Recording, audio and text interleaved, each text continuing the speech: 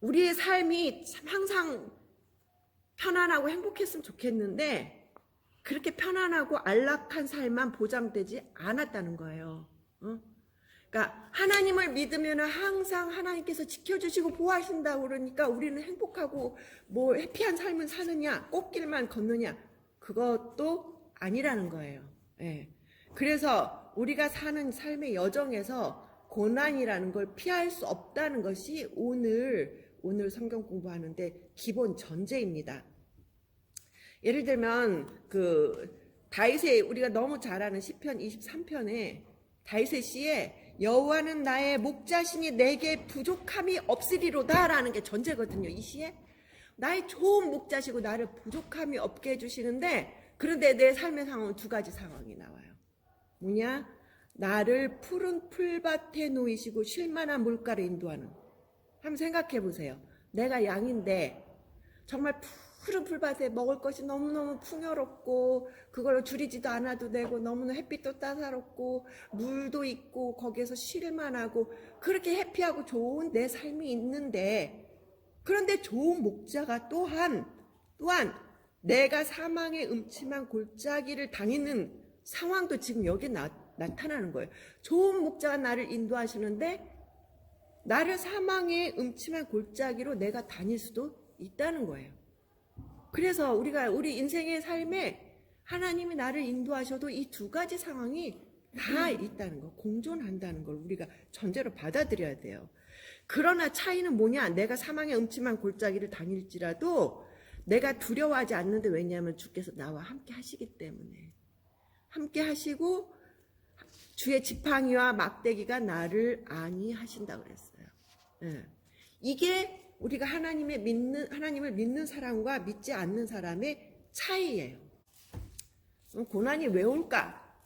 라는 거에 대해서 우리가 고난을 당해야 할 이유, 고난을 맞닥뜨릴 이유는 너무너무 다양하고 개인적인 부분도 있고 그렇기 때문에 여기에서 다 말할 수는 없는데, 때로는 우리가 이유도 알 수 없는 고난도 받을 수 있다. 그 모든 것에서 우리가 하나님의 주권 영역을 여기서 또 한번 인정해야 돼요. 우리 삶에서 좋은 일도 있지만 우리가 고난을 당할 때 이유는 모르지만 하나님이 개입하시는 부분이 있다. 그것도 우리가 전제로 고난이라는 걸 이해하면 좋겠고요. 그러나 우리가 고난을 당하는 것보다 피할 수 없다고 했으면 고난을 어떻게 우리가 극복해 나가느냐, 고난을 통해서 우리가 어떻게 성장해 나가느냐, 그것이 중요한 거죠. 우리가 봐야 할 것은. 그래서 우리가 봐야 할 것은 고난 중에 하나님이 함께 하신다는 것. 신앙의 여정에서 보면은요, 사실은 고난의 때가 하나님을 만나는 때예요. 왜냐면 우리 마음은 참 간악해서요, 좀 편안해지면 하나님 열심히 안 찾아요. 내가 모든 거 한 것처럼, 나 잘난 것처럼 막 하다가 어려움이 닥치면 그때서 하나님하고 가서 기도하고 울고불고 울부짖고 그렇잖아요. 그래서 고난이 때가 사실은 생각하면 더 하나님한테 우리가 가까이 다가가는 시간, 하나님을 만나는 기회이고 통로다라는 걸 우리가 알면 좋겠고요. 자, 이 고난의 때 하나님이 우리 인간과 어떻게 교류하시는가, 어떻게 응답하시는가 하는 게 출애굽 2장 23절 25절 한번 잘 나와 있는데 한번 볼까요? 함께 봉독해 보겠습니다. 여러 해 후에 애굽 왕은 죽었고 이스라엘 자손은 고된 노동으로 말미암아 탄식하며 부르짖으니 그 고된 노동으로 말미암아 부르짖는 소리가 하나님께 상달된지라. 하나님이 그들의 고통 소리를 들으시고 하나님 아브라함과 이삭과 야곱에게 세운 그 언약을 기억하사 하나님이 이스라엘 자손을 돌보셨고 하나님이 그들을 기억하셨더라. 아멘. 여기서 보면 우리가 잘 알다시피 창세기에서 이제 요셉이 애굽의 국무총리가 되면서 그 가족들이 이제 다 애굽으로 이주를 했잖아요. 이스라엘 백성은 고센 땅이라는 땅에 이집트 본토하고는 좀 구별된 땅에 살고 있었어요. 근데 오랜 시간이 지나니까 애굽의 그 왕들이 계속 바뀌고 하면서 아니 뭐 옛날에 총리였던 애굽 더군다나 이방인이잖아요. 요셉이 이방인 총리였던 요셉이 뭐 그렇게 대단해서 저기 그 대국인 이집트의 왕들이 대대손손 이 자손들을 기억했겠어요. 근데 국고섬 라함성과 비돔이라는 그 성을 짓는 그 노역에 사용된 거의 노예와 같은 삶을 살고 있었어요. 그래서 이제 너무너무 애굽 왕이 죽었고 이스라엘 자손이 너무 힘드니까 탄식하여 부르짖으니, 제가 좀 줄친 부분이 이스라엘 백성이 탄식하여 부르짖으니 그 소리가 하나님께 상달되었고, 그 다음에 하나님께서 그들의 고통 소리를 들으셨고, 그 다음에 언약을 기억하셨고 이스라엘 자손을 돌보셨더라. 이게 출애굽의 원인이에요. 우리가 하나님께 부르짖으면 하나님이 들으신다고, 들으시고 행하신다고. 예. 본문 하나 더 보겠습니다. 그 느헤미야서 보면은 똑같은 출애굽 상황인데요. 함께 읽어볼까요? 주께서 우리 조상들이 애굽에서 고난받는 것을 감찰하시며 홍해에서 그들이 부르짖음을 들으시고 이적과 기사를 베푸사 바로와 그의 모든 신하와 그의 온 나라 백성을 치셨사오니. 자, 여기서 하나가 더 추가됐는데, 우리가 고통받고 있으면 하나님이 다 감찰하신다고, 다 보고 계시고 상황을 보시고 판단하고 계신다고. 우리가 기도하고 부르짖고 울면은 들으시고 그 다음에 액션을 취하시는데 구원을 행하셨다, 돌보셨다, 기적을 베푸셨다. 예, 이게 하나님이 고통 중에 우리와 함께 하시고 우리와 교통하시고 소통하시고 행하시는 방법이에요. 예, 그런 그 커뮤니케이션, 하나님과 우리의 그렇게 긴밀하게 하나님이 보시고 응답하신다는 것을 신뢰하면서 함께 하신다는 건, 제가 하는 성경 공부에서 함께 하신다는 얘기를 첫 시간부터 마지막까지 계속 강조하고 있거든요. 하나님이 나와 함께 하신다. 이것만큼 우리 삶에 정말 긴밀하게 하나님이 계시는 게 상황이 없어요. 네. 성경에 나오는 인물 두 사람을 좀 중점적으로 볼 거예요. 그 야곱하고 다윗. 네. 근데 이제 오늘 그 창세기 28장은 야곱의 상황인데 한번 말씀 볼까요? 나는 여호와니 너의 조부 아브라함의 하나님이요 이삭의 하나님이라. 내가 누워있는 땅을 내가 너의 자손에게 주리니 내가 너와 함께 있어 내가 어디로 가든지 너를 지키며 너를 이끌어 이 땅으로 돌아오게 할지라. 내가 내게 허락한 것을 다 이루기까지 너를 떠나지 아니하리라. 출애굽 상황과 야곱의 이야기에서 이제 언약이 굉장히 중요하다고 그랬는데요. 우리도 언약의 백성이에요. 하나님이 아브라함을 부르셨고 언약을 맺으셨고 그 백성을 택하셨고 다윗에게 그 언약을 다시 주셨고 메시아를 통하여 그 언약을 성취하셨고, 우리가 하나님의 자녀로 부름받으실 때는 오늘날 우리는 하나님의 언약의 자손이에요. 그러니까 언약의 자손을 하나님이 버리시지 않는다. 언약을 기억하신다. 하나님 반드시 그 언약을 기억하시고 하나님 택하신 언약 안에 있는 자녀들을 이렇게 돌보시는 거예요. 예. 그런데 이제 야곱을 한번 볼게요.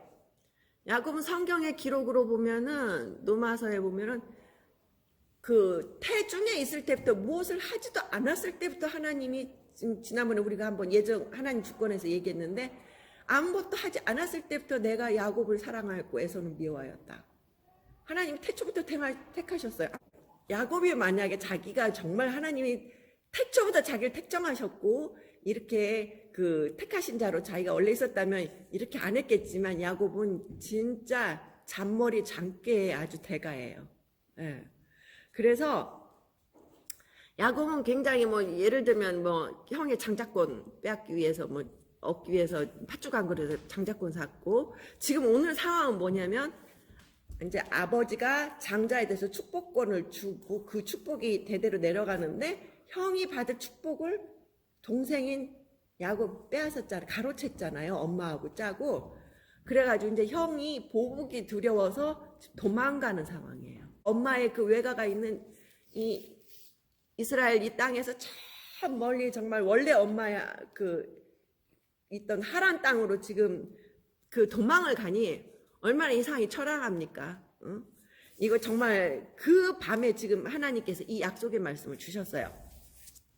자, 야곱은 정말 내가 이거 제대로 살 수 있을지 너무 두렵고 생명의 위협도 받고 자기의 미래도 불확실하고 내가 이렇게 도망가가지고 이 축복권을 빼앗았는데 도망가서 과연 이게 이 축복권이 무슨 의미가 있어? 내가 죽어버리면 그런 생각도 할 거 아니에요. 어? 그리고 내가 살아서 이 땅 돌아올지도 모르겠고, 어? 그리고 또 왜 하필이면 나는 둘째로 태어나서 형이 나는 그 장자권 갖고 싶은데 나는 왜 둘째로 태어나서 형이 그거 다 가져야 되는 거야? 이런 억울한 마음도 있을 거고 그런 분노도 있을 거고 이런 마음으로 이 노숙을 여기서 하게 되는 거예요. 근데 그때 하나님이 나타나셔서 이 말씀을 주셨어요. 그럼 만약에 정말 잘잘못을 가리는 하나님이었다면 야곱 너 왜 너네 아버지 속이고 그렇게 네가 형의 것을 가로챘느냐고 책망 먼저 하셨을 거 아니에요. 근데 하나님 책망 안 하셨어요. 책망했다는 구절이 하나도 없어요. 대신 이 말씀을 주신 거예요. 이 약속의 말씀을 다시 한번 보면요. 얼마나 이게 내가 너와 함께 있어 어디로 가든지 너를 지킨다. 이게 얼마나 위로가 됐을까요? 지금 도망자 야곱인데 내가 지금 죽을지도 모르는데 너와 함께서 어디로 가든지 지킨다. 응? 이게 얼마나 위로가 됐을 거예요. 그리고 반드시 너를 이끌어서 이 땅으로 다시 돌아오게 하겠다. 이게 정말 확실한 하나님의 약속이죠. 그래서 내가 너에게 허락한 것 다 이루기까지 떠나지 아니하리라 했어요. 실제로 이렇게 됐어요. 결국은 됐어요. 그 하나님을 여러분이 믿으셨으면 좋겠어요. 네. 그래서 여러분들이 어려울 때 부르짖으면 하나님이 다 아시고 야곱을 인도하신 것처럼 함께 하시고 결국은 하나님께서 다 이루어 주신다는 것. 예. 그것을 마음에 좀 담으셨으면 좋겠어요. 자, 그 다음에 우리가 고난을 당하는 이유를 알 수 없을 때가 있는데요. 이거 정말 받아들이기 힘들지만 하나님 우리 시험하실 때도 있어요. 네.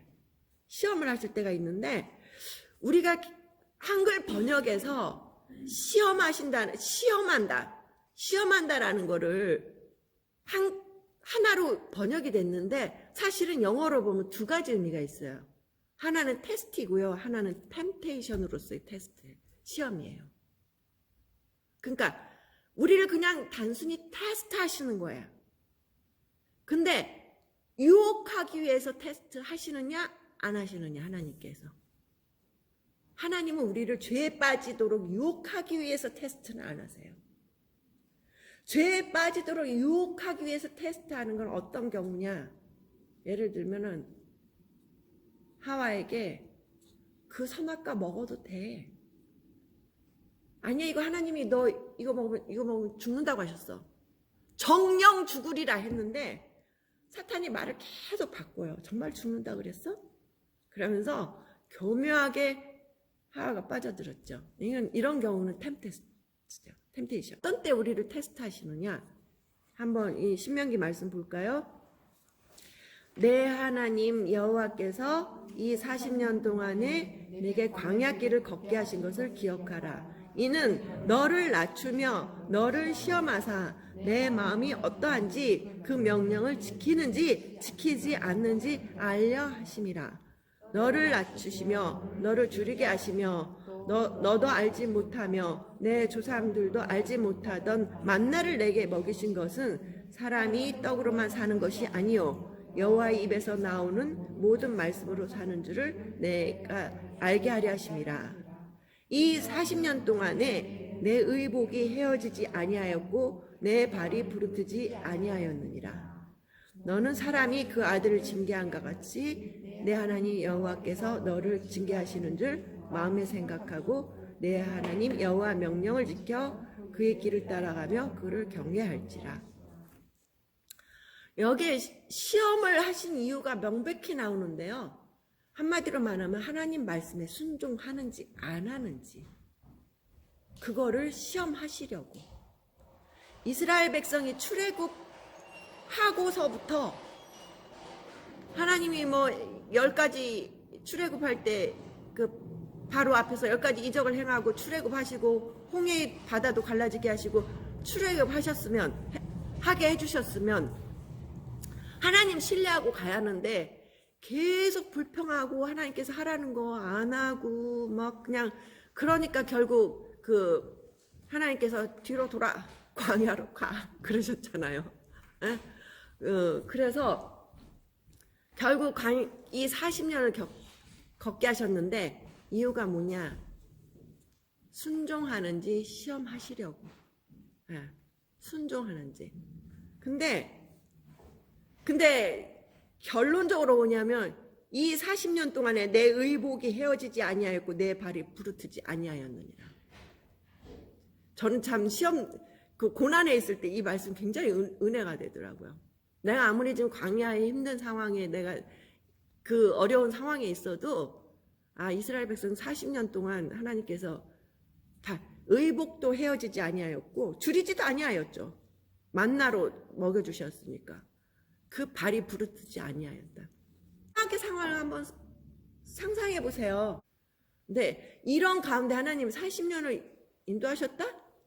아주 기적이에요. 왜냐하면 농사도 지을 수도 없고 먹거리도 없고 도대체 어디서 어떻게 산다는 거야. 오늘날 가봐도 기적이에요. 거기서 사람이 살 수 없는데 어떻게 살아냈는지 하나님의 은혜 아니면 살 수 없는 상황. 그래서 때로는 하나님이 우리를 순종하거나 연단하기 위해서 또는 여러 가지 이유로 테스트도 할 수 있지만 그럴 때에도 하나님은 반드시 그 가운데 우리를 지키고 보호하신다는 것. 결론은 우리를 방치하시고 위험에 빠지게 절대 놔두시지 않는다는 것. 그 하나님을 신뢰하시기 바랍니다.